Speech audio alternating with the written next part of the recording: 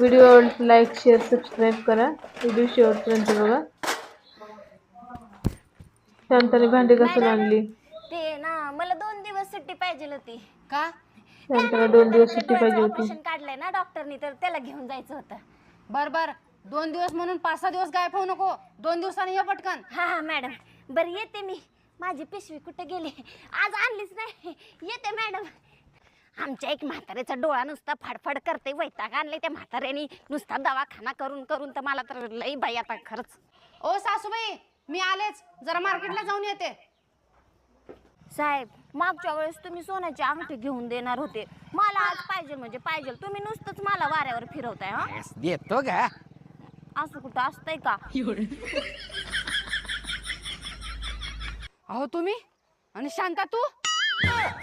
अगं हिच्या सासऱ्याचा डोळा काढून आणलोय. ते